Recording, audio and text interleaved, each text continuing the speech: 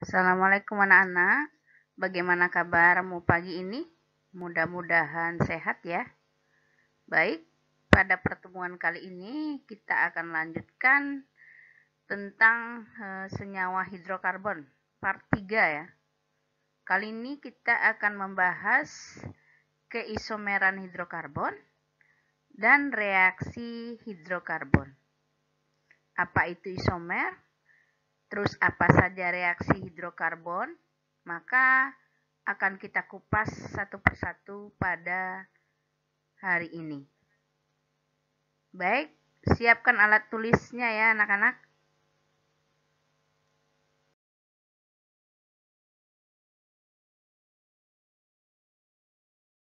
Baik, kita lihat yang pertama tentang keisomeran hidrokarbon. Ada 4 jenis isomer pada hidrokarbon. Nah, isomer itu apa? Isomer adalah senyawa yang memiliki rumus molekul sama, tetapi rumus strukturnya berbeda. Oke, apa saja isomer-isomer yang ada pada senyawa hidrokarbon? Yang pertama adalah isomer rangka, yaitu senyawa dengan rumus molekul sama, namun bentuk atau rangka atomnya berbeda. Yang kedua, isomer posisi adalah senyawa dengan rumus molekul dan gugus fungsinya sama, tetapi posisi gugus fungsinya berbeda. Yang ketiga, isomer fungsional adalah senyawa dengan rumus molekul sama, namun jenis gugus fungsinya berbeda. Kalau posisi tadi, posisi gugus fungsinya yang berbeda, tetapi kalau isomer fungsional, gugus fungsinya yang berbeda. Yang terakhir adalah isomer geometri, yaitu senyawa dengan rumus molekul, gugus fungsional, fungsi gugus fungsionalnya sama, tetapi bentuk struktur ruang atau bentuk geometrinya yang berbeda.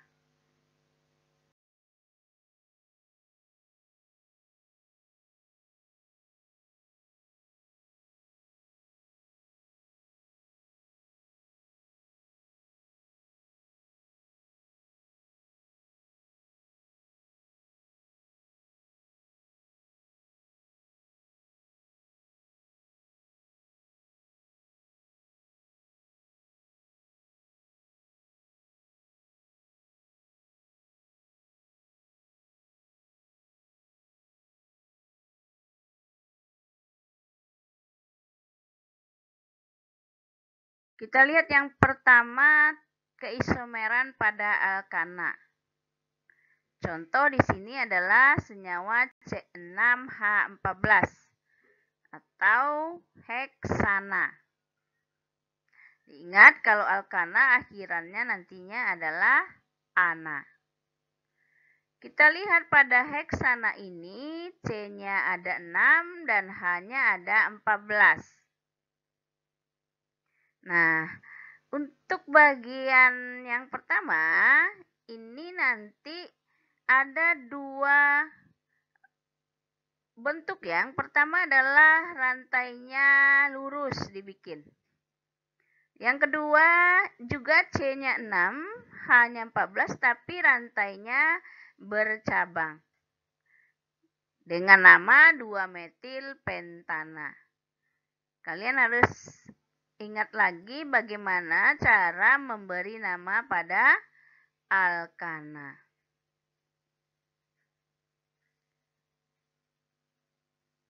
Lalu kita lihat lagi ada juga 5 yang ketiga ya.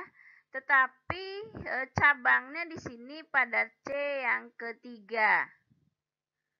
Nah, tapi masih C6 H14 ya. Lalu yang keempat, nah di sini cabangnya ada 2 pada atom C kedua ya. Di atas 1 dan di bawah 1. Namanya menjadi 2,2-dimetil butana. Nah, yang kelima, cabangnya ada pada atom C kedua dan atom C ketiga. Sehingga namanya menjadi 2,3-dimetil butana. Nah, dari sini kita bisa melihat yang pertama adalah isomer rangka. Jadi, strukturnya berbeda atau kerangkanya yang berbeda ya. Kalau ada yang cabangnya 2 di sini. Nah, ada yang cabangnya 1 dan ada yang rantai lurus. Kemudian ada juga di sini isomer posisi. Posisi cabangnya yang berbeda. Yang satu terletak pada atom C ketiga, yang kedua terletak pada atom C kedua dan ketiga. Jadi pada alkana kita dapat melihat ada isomer rangka dan isomer posisi. Oke, begitu ya anak-anak.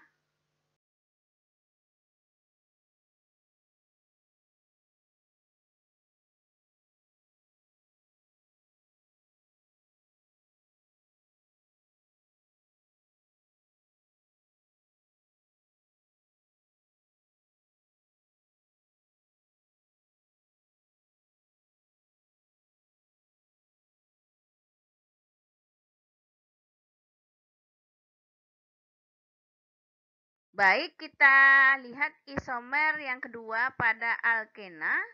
Ingat, penamaan alkena diberi akhiran ena ya.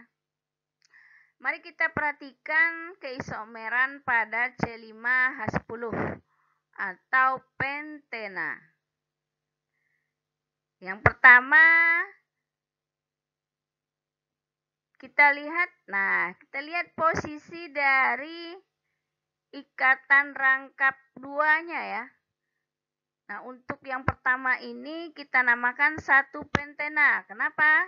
Karena rangkap duanya ada pada atom C pertama. Kemudian yang kedua ternyata terletak pada atom C kedua. Namanya menjadi 2 pentena. Nah, yang ketiga kamu perhatikan. Letaknya ikatan rangkap pada atom C pertama, tetapi ada cabang ya. Jadi ada cabang alkil 1 menjadi 2-metil 1 butena. Karena rantai terlurusnya adalah 4. Ada butena ya.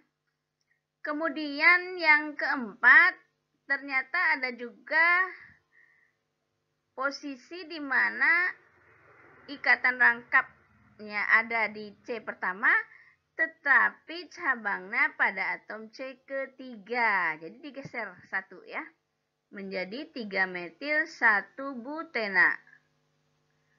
Dan yang terakhir yang digeser itu adalah ikatan rangkap duanya ke atom C kedua, sedangkan cabangnya juga pada C kedua dengan nama 2-metil 2 butena.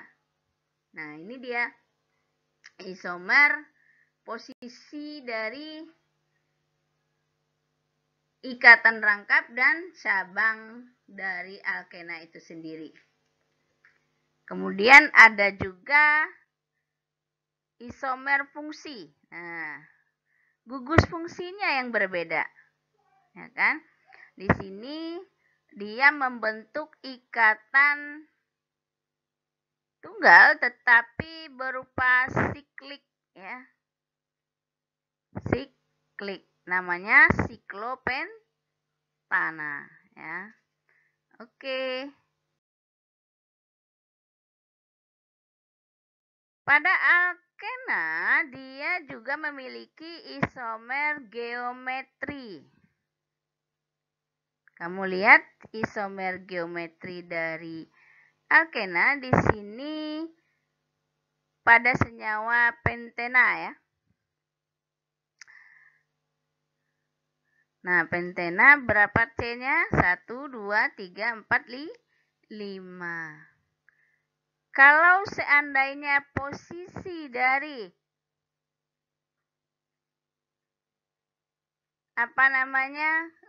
cabangnya ya.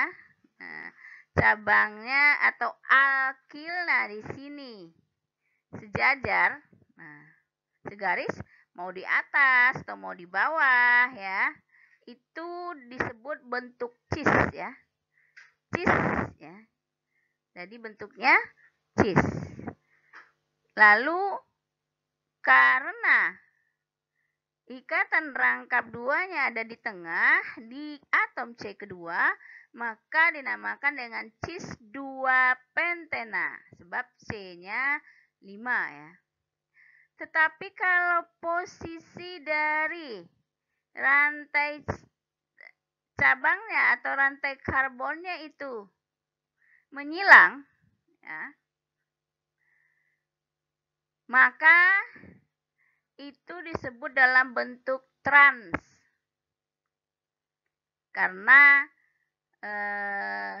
letak dari ikatan rangkap duanya juga pada atom kedua, maka kita namakan dengan trans 2 pentena. Ya. Jadi untuk isomer geometri adanya pada alkena dalam bentuk cis dan trans. Oke, bisa dibedakan ya.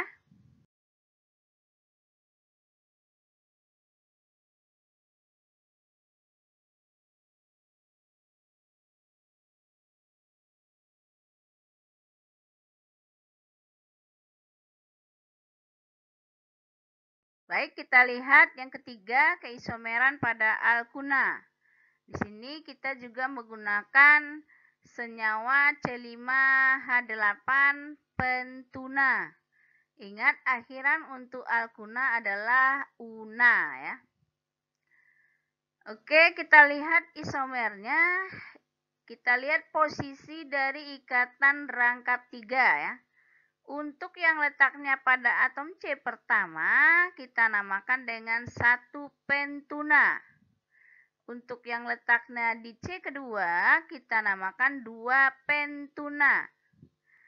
Nah, yang ketiga ini ada dalam bentuk rantai cabangnya ya. Jadi hanya bisa cabangnya terletak di C yang ketiga. Kenapa? Karena harus kamu ingat bahwa C itu hanya memiliki 4 tangan, tidak boleh lebih ya. Jadi cabangnya, alkilnya atau cabang alkilnya kan namanya adalah C3, itu metil, letaknya pada atom C ketiga. Sehingga kita namakan 3 metil 1 butana. Nah, inilah isomer dari alkuna. Kalian bisa lihat untuk senyawa-senyawa yang lain ya.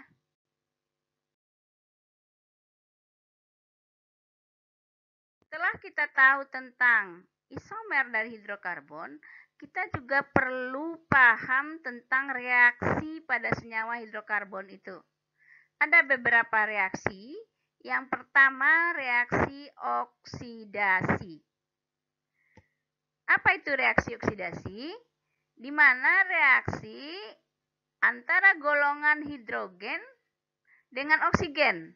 Karena reaksinya merupakan reaksi pembakaran.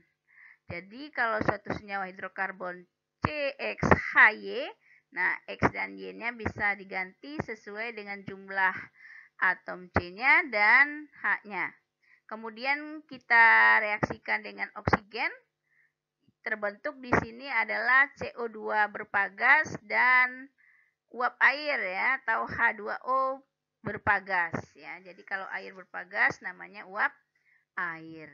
Itu reaksi pertama. Reaksi yang kedua adalah reaksi substitusi atau penggantian. Apa yang diganti? Di sini terjadi penggantian atom atau gugus atom dengan atom yang lain. Misalnya di sini ada alkana, kita reaksikan dengan halogen. Nah, halogen adalah senyawa yang terbentuk dari golongan halogen, misalnya H2, I2, F2 ya. Nah, nanti akan terbentuk haloalkana. Jadi ikatan antara halogen dengan alkana namanya haloalkana. Dan ikatan antara hidrogen serta halogen yang dinamakan dengan asam halida. Jadi itu yang terbentuk nantinya.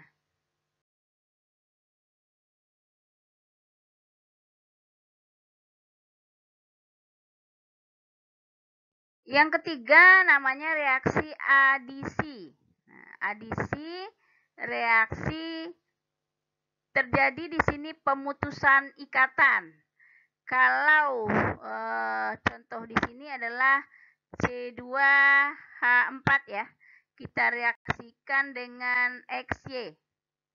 Satu senyawa XY, maka nanti ikatan rangkap 2 dari alkena ini akan putus sehingga menjadi satu ya, rantainya jadi ikatannya jadi satu dan hidrogen digantikan oleh senyawa X dan unsur Y ya. Contohnya reaksi adisi alkena oleh hidrogen. Nah, di sini alkena RCH-CH. Jadi alkena kita lambangkan dengan ikatan rangkap 2, kemudian ada alkil, lalu kita reaksikan dengan hidrogen ya, 2 hidrogen dengan katalis PT, hasilnya nanti alkana karena ikatan rangkap 2-nya menjadi putus sehingga menjadi alkana ya, dan hidrogennya masuk. Oke. Kemudian ada reaksi adisi antara alkuna dengan hidrogen. Nah, alkuna kalau kita adisi maka akan hasilnya alkana ya. Di 2 kali adisi nih. Kemudian alkena direaksikan dengan halogen juga akan menghasilkan alkana ya. Jadi ini contoh-contoh dari reaksi adisi.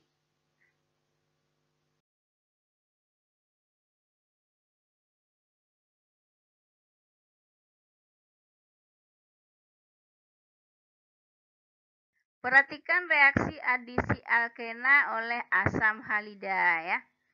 Nah, alkena nanti menjadi alkil halida. Di sini berlaku aturan Markovnikov. Apa katanya? 1. Ikatan rangkap merupakan kumpulan elektron. Kedua, gugus alkil merupakan gugus pendorong elektron.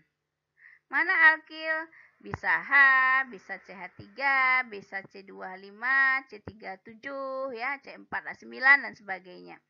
Semakin panjang atom C-nya, maka dia melebihi dari atom-atom yang lainnya.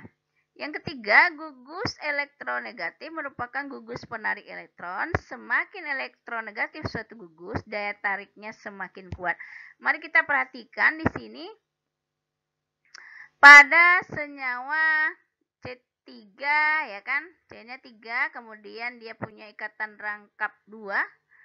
Maka di sini pentena ya. Jadi kemudian kita reaksikan dengan HCl atau asam halida. Kamu perhatikan di sini. Ikatan rangkap 2-nya nanti akan putus sebab H yang pada HCl ini akan masuk menjadi CH3 ya.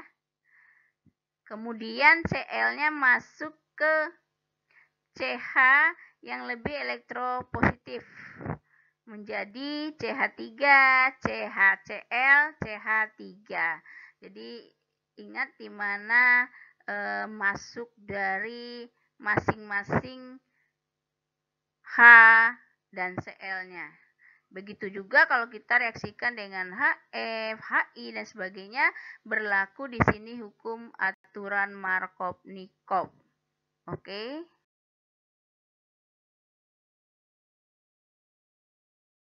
Sekarang bagaimana kalau reaksi adisi dengan air?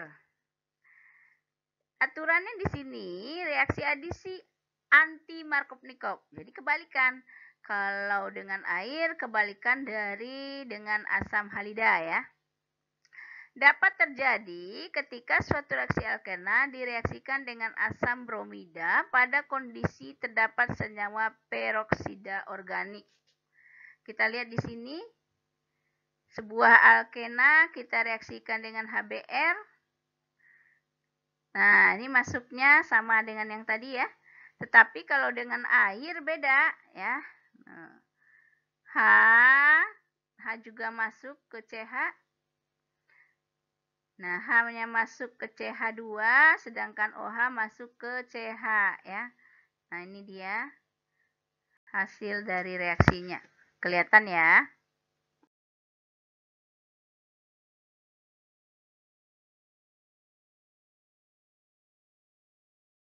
Terakhir reaksi eliminasi ya.